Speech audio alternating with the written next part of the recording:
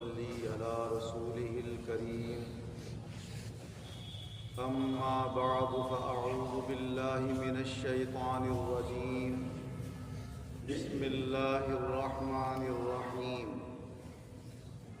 وانذر عشیرتک الاقربین واخفض جناحک لمن اتبعک من المؤمنین۔ اللہ تبارک و تعالی اپنے کلام عظیم میں ارشاد فرما رہا ہے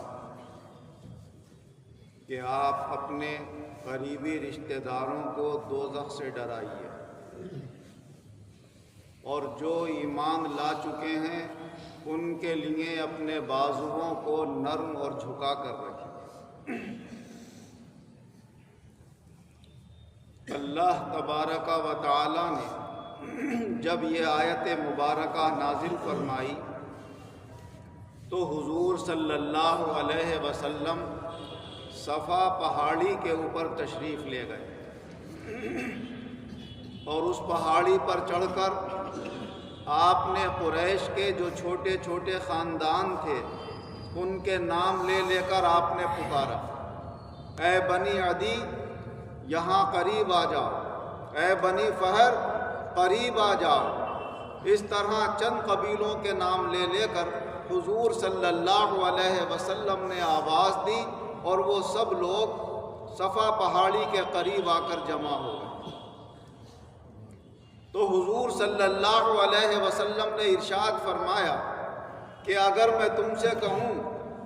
کہ اس پہاڑی کے پیچھے کچھ گھڑ سوار زبردست فوجی موجود ہیں جو تمہارے اوپر حملہ کر کے تمہیں جڑ سے ختم کر دیں گے، تو کیا تم میری بات کا یقین کر لو گے؟ تو سب نے کہا کہ ہم نے ہمیشہ آپ کو سچ بولتے ہوئے پایا، اور جب بھی ہم نے آپ کو آزمانا چاہا تو کبھی جھوٹ نہیں ملا، ہمیشہ آپ کی بات ہم نے سچ ہی مانی۔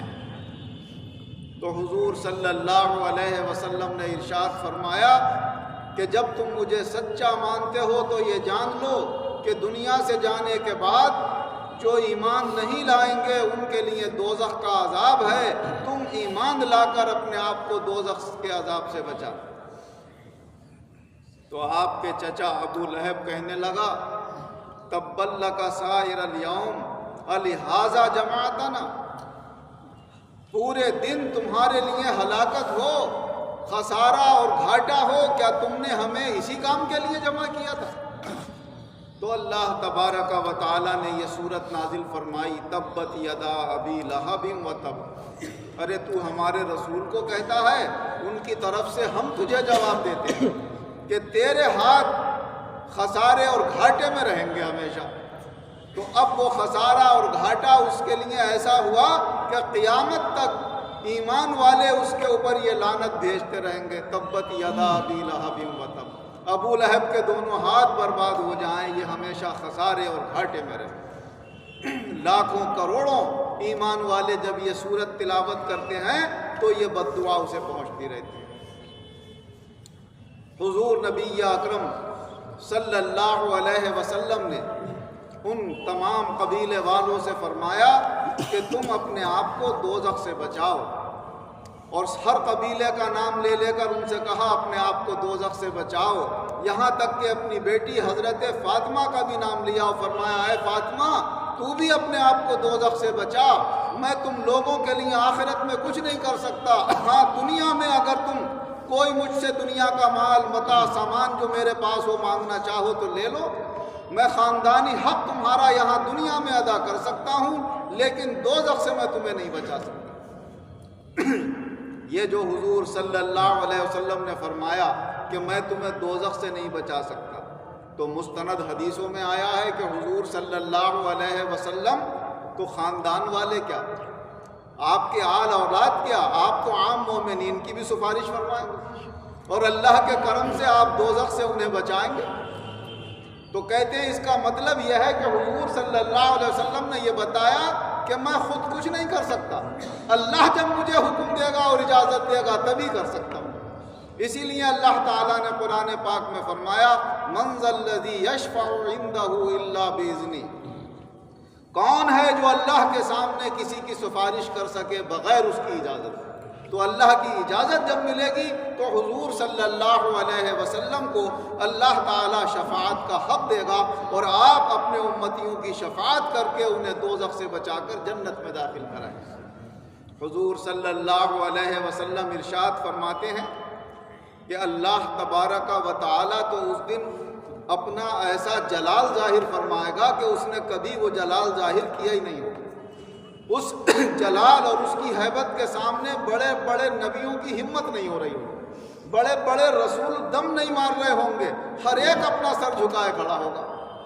فرماتے ہیں اللہ تعالیٰ مجھے توفیق دے گا تو میں خدا کے جلوہ گری کے جو خاص مقام پر انوار و برکات ہیں وہاں پر داخل ہو جاؤں گا، اور میں اللہ کے بالکل قریب پہنچ جاؤں گا، اور وہاں جا کر اللہ کے دربار میں سجدے میں گر جاؤں گا، اور اللہ کی وہ تعریف کروں گا جو اللہ مجھے سکھائے گا، اور ایسی تعریف کبھی اللہ کی کسی نے نہیں کی ہوگی۔ اللہ تبارک و تعالیٰ کے جب وہ تعریفی کلمات اس کے سامنے پیش ہوں گے تو اللہ کا غصہ ہلکے ہلکے ٹھنڈا ہوگا، اس کا جلال کم ہوگا، جمالی شان ظاہر ہوگی، اور اللہ تبارک و تعالیٰ فرمائے گا ارفع راسک یا محمد، اے محمد اپنا سر اٹھا، سل توتا، تم مانگو گے تو تمہیں دیا جائے گا، اشفع تشفع، کسی کی سفارش کرو گے تو تمہاری سفارش قبول کی جائے گی۔ تو حضور صلی اللہ علیہ وسلم عرض کریں گے اے باری تعالیٰ میری امت کو بخش، انہیں دوزخ سے نجات عطا فرما دے۔ اور یہ وہی وقت ہے جب حضور صلی اللہ علیہ وسلم نے فرمایا کہ اللہ تعالیٰ نے ہر نبی کو 3 دعائیں مانگنے کا وہ موقع دیا ہے کہ یہ 3 دعائیں ہر حال میں قبول کی جائیں۔ فرمایا ہر نبی نے اپنی زندگی میں وہ 3 دعائیں مانگ لی ہیں، مگر میں نے وہ دعا اس دن کے لیے باقی رکھی ہے، اور اللہ سے وہ دعا کروں گا کہ اے باری تعالیٰ میری امت کو دوزخ سے نجات عطا فرما۔ یہ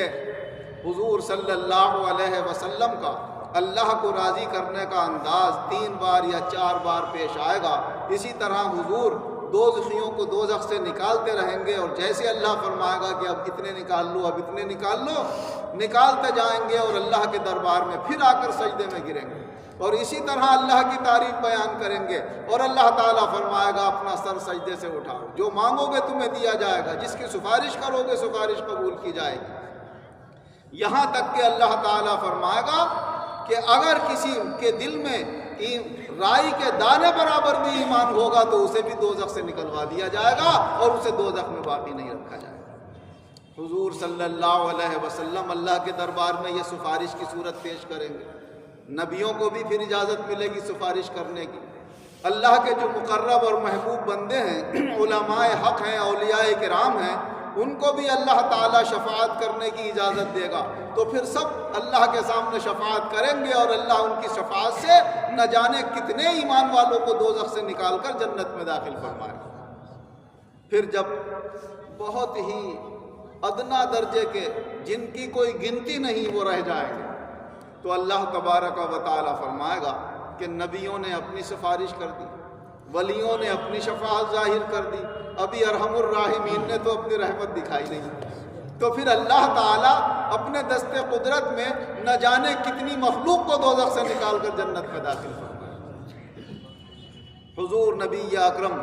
صلی اللہ علیہ وسلم کی یہ مبارک ذات گرامی ہمارے لیے دنیا میں بھی باعث رحمت ہے، اور آخرت میں بھی ہمارے لیے دوزخ سے نجات کا اور جنت میں داخلے کا ذریعہ ہے۔ اللہ ان کے احسانوں کو ہمیں یاد رکھنے کی توفیق عطا فرمائے، اور کامل ایمان و یقین ان کی ذات پر ہمارا قائم فرمائے۔ آمین وآخر دعوانا ان الحمد